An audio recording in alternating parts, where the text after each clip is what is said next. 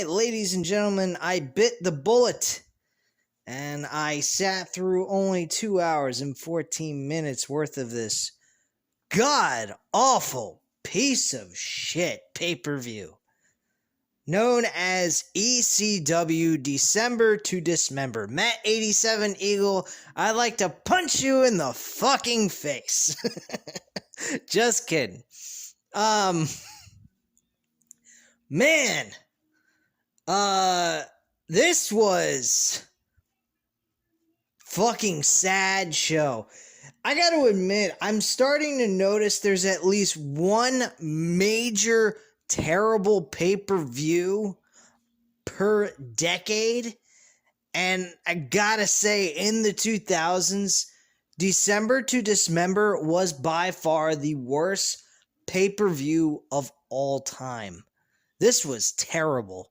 I mean, downright bottom of the barrel piece of shit pay-per-view show I ever seen in the Ruthless Aggression era. This was a joke. Really, really sad. I don't even understand why they didn't implement some superstars from the Raw and SmackDown roster to make this show even worthy enough to buy. I also went on Wikipedia to check out how many people were there, because from what I noticed, it had only one level of people to be at this event. There wasn't like second level seats, nothing like that. Usually at a really good arena like a Madison Square Garden, Amalie Arena, which is here in Tampa, Florida, they usually have about 3 levels worth of seating. This did not have but one. It only could hold 4,800 people in this arena. So apparently good old Vince McMahon was not putting in the money for this. Kind of reminds me of the NXT era. It went from being a highly entertaining concept brand that was also to help development for younger stars. Now it is dumb as fuck, bottom of the barrel, worthless piece of shit brand you'll ever see on television, and it'll eventually become like ECW was on the Sci-Fi Network. Dead. Plain and simple. This was a fucking bloody awful show. There was only 2 matches out of the 6 matches that took place on the main card. There was a match that took place on the dark portion of the show, but I have no access of viewing it, nor do I care. I had Stevie Richards versus somebody else. Who the fuck gives a shit? I'm going to give you guys star ratings like I did with the Revolution pay-per-view for AEW from last night. 5 being the highest, 1 being the worst. You guys know what to expect for most of these matches. If you are aware of the match card, you will know which matches are going to be rated high and which matches are going to be rated extremely low, which most of them are pathetic. The very first match that opened the show, which I thought this was excellent, And they had, I believe, both Eminem, which had Johnny Nitro, and Joey Mercury teaming up together against Jeff and Matt Hardy. I believe Joey Mercury and Johnny Nitro were actually on SmackDown while Jeff and Matt Hardy were on Raw. So we implemented at least 2 tag teams onto this card. Why we didn't implement some other superstars on this show, I have no idea. They couldn't have Kurt Angle because Kurt Angle left the company in mid-portion of 2006. I believe it was in August he left of 2006 to later join with TNA to start his career there. He had some very memorable matches at that promotion. Unfortunately, they have died out completely. I may deliver you guys a pay-per-view that took place recently. At some point, it's not going to be Rebellion because I can't afford to spend $39.99. I already spent $49.99 on this Revolution pay-per-view just recently, and I just don't think I'm going to have the money to do it. So, but yeah, I may end up doing a TNA pay-per-view that was actually recent that I have not viewed within this year. It was one of their Impact Wrestling exclusives. So I think after I do All In next week, unless somebody else has a request for a pay-per-view for me to review for episode number 4, I will be doing a TNA Impact Wrestling exclusive event that took place this year and go over that with you guys at some point, more than likely on episode 4. Because I am catching up on the episodes on Impact. I am on now like late portion of January, early February. So I'm going to try to catch up on that. And I'm not going to do any reviews or anything of Impact Wrestling at this point. But may throw Impact Wrestling here or there on this series. So if you guys are interested in that, I will supply you guys with that. So if anyone's interested in any TNA pay-per-views / Impact Wrestling pay-per-views, don't hesitate. You can shoot one at me. Let me know if which one you would like me to review. I'm more than happy to do that. Again, the list of other matches I can, or list of other promotions I can do based off of my subscriptions: ECW, WCW, WWE, of course, Impact Wrestling, Ring of Honor.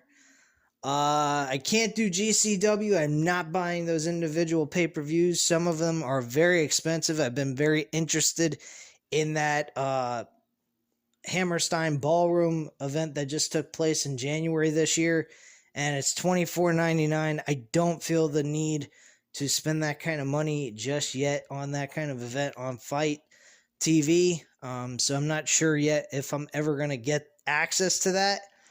But yeah, those type of promotions I can definitely do for you guys. I'm trying to think of other promotions I have. If you guys want me to do UFC events, I can definitely do that as well. If you guys are at all interested in UFC, I've covered a few UFC events on this channel before. So if you guys are at all interested in some good old-fashioned UFC event, please let me know. I'll definitely go ahead and go back and watch it and then give you guys my input on the show and how it was, how the fights were and everything. So if you guys are interested in UFC, I have the subscription to Fight Pass. I'll be more than happy to cover that for you guys and go over it with you.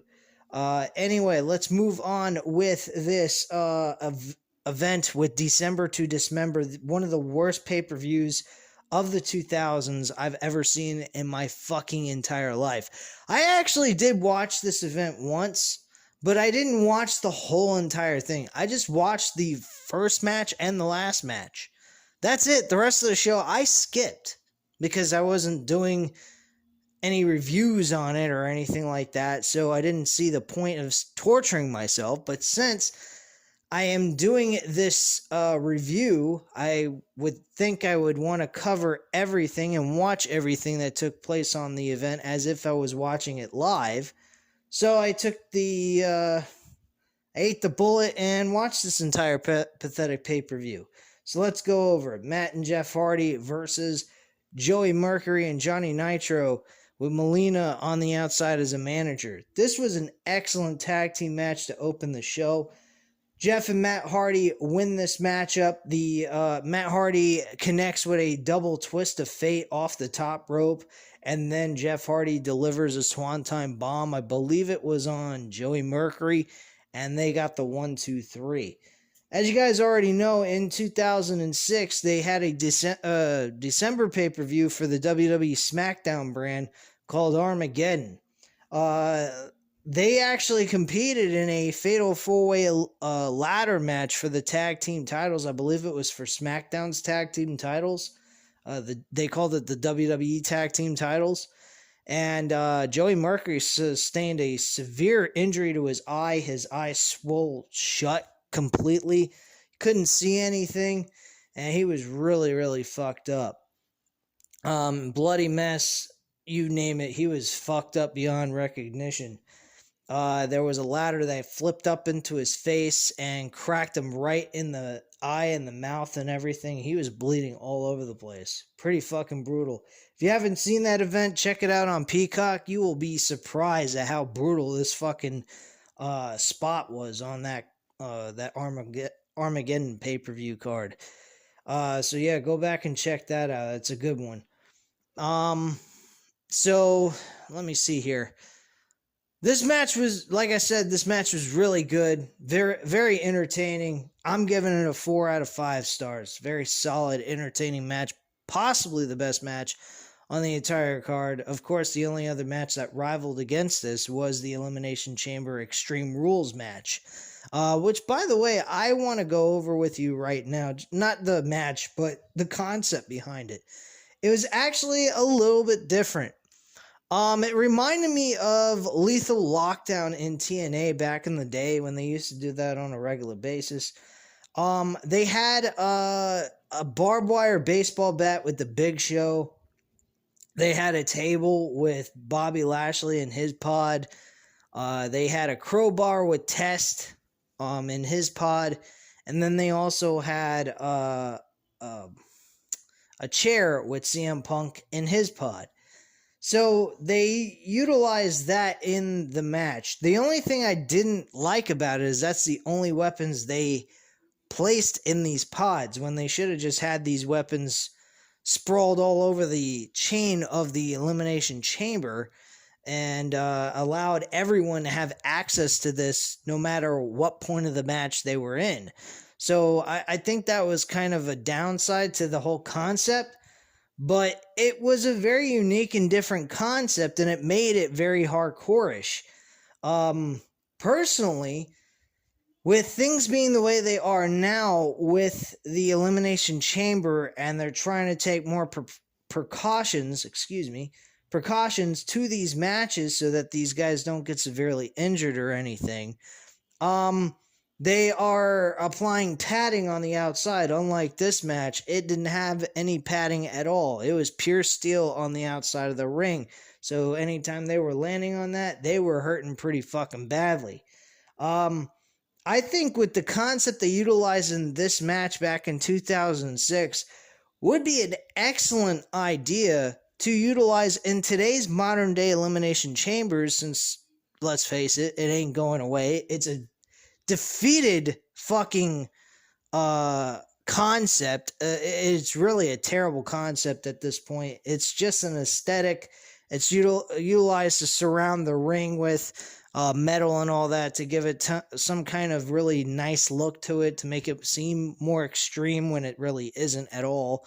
And I think utilizing the chairs, barbed wire bats, things of that sort would make the match a little bit more entertaining, a little bit more old schoolish, I guess you could say, and give you that kind of it is hell inside of an elimination chamber, because when you think of elimination chamber or hell in a cell, you think of really gorish, tormenting type of situations you put your body through that you normally wouldn't do.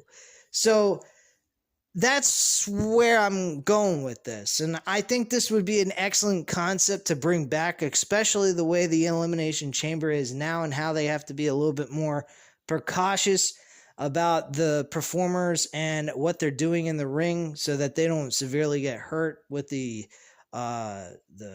steel portion of the Elimination Chamber on the outside of the ring. So they now use padding. So I think probably the best thing for them to do is utilize weapons inside this Elimination Chamber to make it a little bit more like how it used to be. And they can still, take the precautions they need to protect themselves from getting severely hurt or anything. So I think that's probably the best way to go, but I don't think they're ever going to implement something like that again. So that's really all I got to say on that. By the way, pay-per-view buy rate for this was 90,000 buys for this pay-per-view. Very interesting that this pay-per-view got 90,000 buys with knowing the full card that they were going to give going in, which I don't think they had much of anything. I think most of these matches were impromptu matches outside of the opener and the ending of the show. The rest of it was just a bunch of bullshit. So yeah, again, this match was a 4 out of 5 stars. Very solid, entertaining match. The second match after that was Matt Striker versus Balls Mahoney. Man, I don't know what the fuck they were doing in the ECW concept, but damn, did they just fuck it up in year one. I thought maybe they fucked it up in year two, but by the end of year one in 2006, that's when they really just kind of fucked it up bad. They started messing it up really bad. I mean, it was like, who the fuck needs to be there type of mentality, But Balls Mahoney wins his match. It was called a Strikers Rules match, which basically Matt Striker made the rules of the match. He said, we're going to make it an Extreme Rules match. An Extreme Rules, Extreme Striker Rules match. Some kind of shit. He sat there and he was cutting a promo for about 2 minutes, listing off the things he could not do in the match. He couldn't use profanity. Boo, that sucks.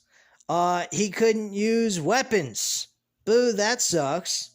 He couldn't do high-flying maneuvers from the opener of the show, like the two tag teams did. That really blows. So, those were the 3 things he couldn't do in the match. It had to be purely a wrestling match. Balls Mahoney manages to win this match regardless of the fact this wasn't hardcore. And personally, I don't give a fuck about this match. I give it a 1 out of 5 stars. I give it a 0 if it wasn't for the fact Balls Mahoney wouldn't have been able to display any kind of wrestling ability. He did in this match, but this match did not intrigue me whatsoever. I barely paid attention to it. It was a load of shit. Alright, let's move on then. Trying to remember here. I think Elijah Burke and Sylvester Tuckamoni was it? Fuck. Give me 1 second here. It was actually Elijah Burke and Sylvester Turkey versus Little Guido and Mama Luke. Tony Mama Luke, I should say. And this match was pretty fucking terrible. Did not care about this. Sylvester, I don't remember at all. He apparently was a one-and-done deal with Elijah Burke after a while. He kind of lasted a little bit and then just disappeared without a trace. Nobody would remember him or knew who the fuck he was to begin with. Elijah Burke and Sylvester Turkey win the match with Elijah Burke hitting the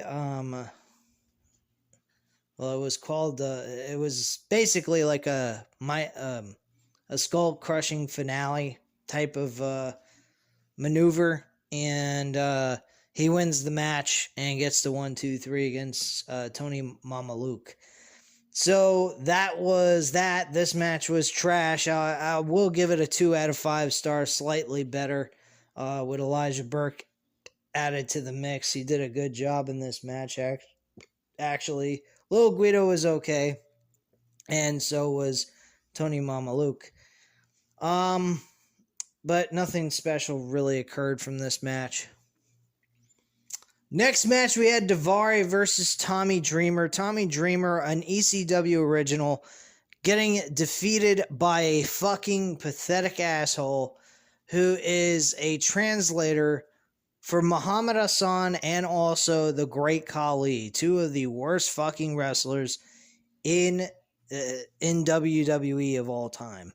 I was not a huge fan for Muhammad Hassan. I think his gimmick was terrible. He even admits it himself. He did not like the gimmick. He did not like the concept that he was having to go out on live television shitting on U.S. citizens when he was a U.S. citizen himself, even though he is Arabic as well.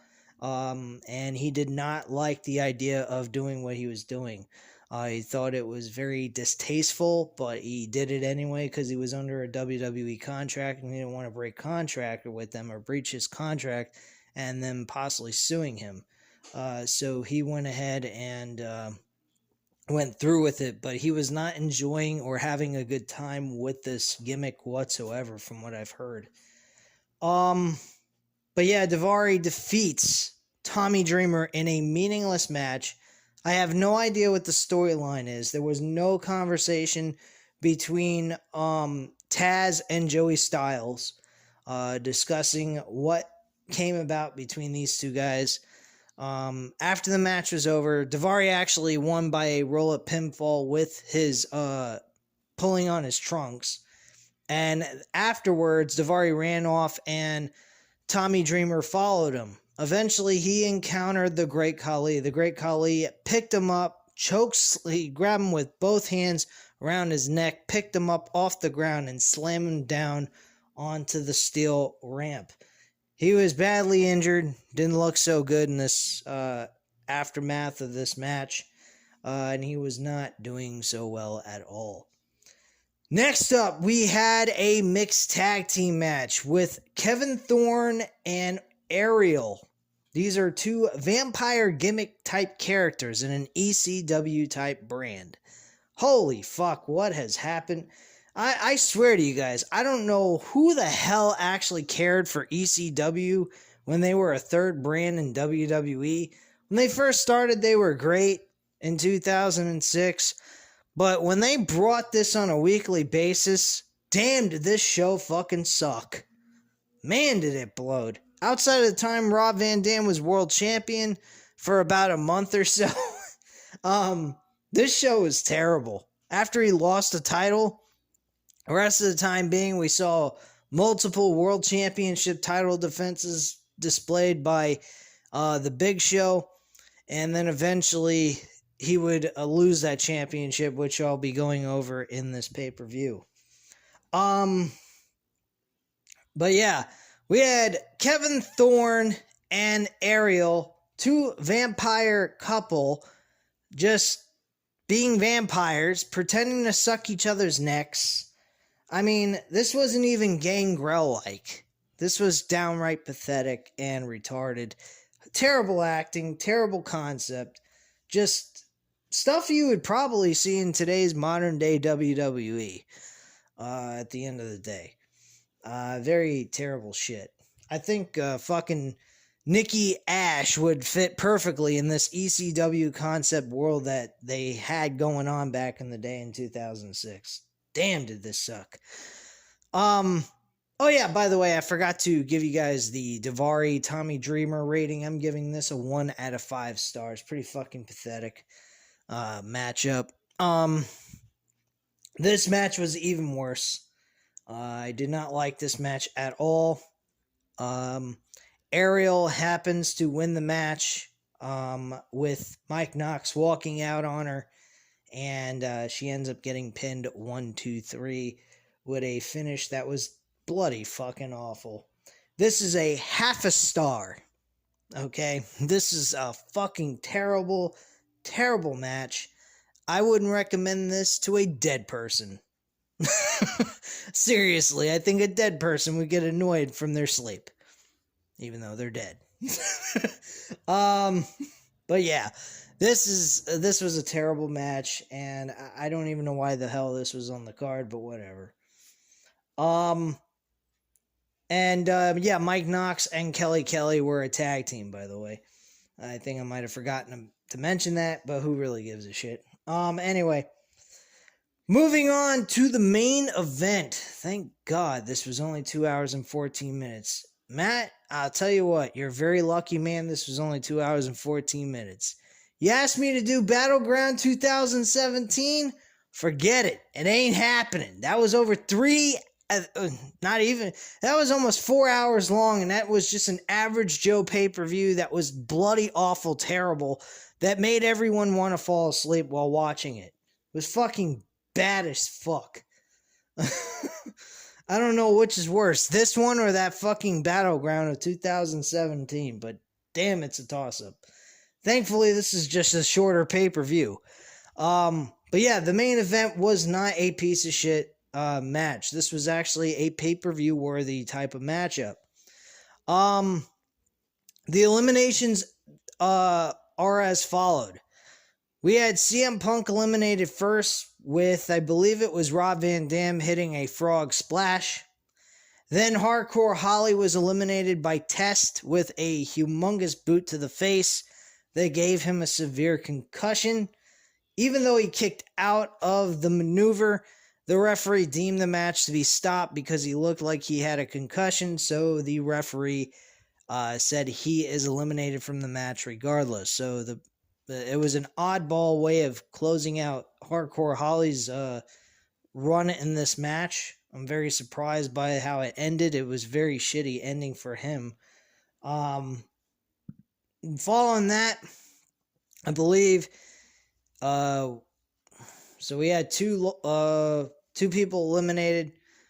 Rob Van Dam was eventually eliminated with a being thrown from the top of the steel cage and or the steel pod, the top of the pod of Big Show, and then there was a elbow drop from the top of that pod down onto Rob Van Dam, with Rob Van Dam having a chair over his chest, and Test landed an elbow drop from the top of Big Show's pod to close out Rob Van Dam in this match. Following that, we had Bobby Lashley eliminate Test, and then Bobby Lashley eliminated the Big Show. This was a very quick finish. We didn't really see all that much from Big Show and Bobby Lashley. One of the things I found very amusing, by the way, before this match even took place, Paul Heyman was there discussing about the entire matchup concept. Very similar to what Eric Bischoff did in 2002's Survivor Series Elimination Chamber match debut. And, kind of displayed the rules of the match, discussed how this is slightly different from all the others, and how Big Show will rule this match and win and retain his ECW championship. He said that we need to get rid of all the old school ECW guys. They are a dead concept. But fortunate for me, even when I'm dead, the ECW brand won't ever die. You could have your Hulk Hogan's. When he dies, the Hulkamaniacs will not live forever. When he passes, Hulkamania is dead. The Ric Flair passing away, the Woos will die, and so forth. But the ECW memory will live on forever because of the concept that it was. So he kind of shitting on two major legends in pro wrestling. I think that's a little fucked up. Anyway, moving on with this. So he's talking about how great Big Show is and how dominant of a champion he's been throughout the entire summer going into the winter. And one guy screamed out loud, and the guy, Paul Heyman, saying Big Show's the future of ECW. He said, yeah, and he's retiring after this year, which is true. Big Show, after he lost the championship, he was never seen again until 2008 No Way Out. That was the last time you would see Big Show for a year and a couple of months. That is fucking crazy that they even made that kind of announcement that Big Show is one of the guys of the future of ECW's third brand. That's pretty pathetic. And then not to mention Bobby Lashley beat the shit out of Big Show and made him bleed like a stuffed pig in less than 5 minutes. And then hit him with a spear and got the 1, 2, 3 to end the match and become the ECW champion. I gotta say, this was a fun, entertaining match. It had its issues, I think, especially with the Hardcore Holly elimination in this match. But overall, I actually had fun watching this match and the opener. The rest of the show, you're wasting your fucking time. I mean, none of the matches even went over 10 minutes, by the way. If you check it out on Wikipedia, every match was like 6 to 7 minutes long, and that is it. That's pretty fucking sad for a pay-per-view. They definitely were rushing through this card so they could get to the main event real quick. And also, they spent a lot of time on the opener. It was 22 minutes with the opener. That's pretty fucking insane. This match, I will give it a 3.5 out of 5 stars. So yeah, I would actually say the tag team matchup opener was actually a really nice match. Probably the best match on the card. This seemed a little bit rushed. I think they did have the 5-minute intervals involved in this match, but it just seemed like it was kind of rushed. And I think it was because of time constraints. I don't think they were supposed to go a full 3 hours or close to that 2 hour and 45 minute time span. So I don't know, but it just seemed like this was a very quickly done Elimination Chamber, even though they utilized the 5-minute intervals in this match. So it was a little bit depressing of an elimination. Getting tongue-tied here. It's a little bit of a depressing Elimination Chamber for a certain aspect, but majority of this was a fun fucking matchup to watch for an Elimination Chamber, especially the kind of Elimination Chambers we get today are nothing like what we got in this event. This actual match itself. So I had fun watching it for what it was, at least for that match and the tag team tag team title again. The tag team match that they kickstarted the show with. I actually had fun watching these two matches. The rest of the fucking show can go shit itself to bed and get the fuck off my TV. This was a fucking terrible pay-per-view overall, though. 2 good matches. The rest of the show was fucking shit. 4 matches were terrible out of 6. That's a pretty bad fucking pay-per-view. And, damn. Anyone ever ask me again to watch this damn pay-per-view and review it again, they can kiss my ass. Ain't ever fucking happen again. But anyway, guys, I appreciate you tuning in for this episode number 2 of Pay-Per-View of the Week for ECW December to Dismember. Appreciate it. Hit the like button if you like this video. Hit the subscribe button if you're not already subscribed to the channel. And leave a comment down below. I'll definitely get back to you on that. And I thank you guys very much for watching. And I'll speak to you again very soon for Dynamite. I may be able to give you guys that Raw review at some point this week. I'm not sure. But it's not like we're really missing out on anything with Monday Night Raw. I mean, the fucking show's 3 hours long and it really sucks. Anyway, I'll speak to you guys again soon on Wednesday night. And also, yes, I will be providing you guys the random wrestling talk tomorrow. So, almost forgot about that. That's episode number 9. So, I will speak to you guys again very soon. And I thank you very much for watching. And I'll speak to you again soon, guys. Bye.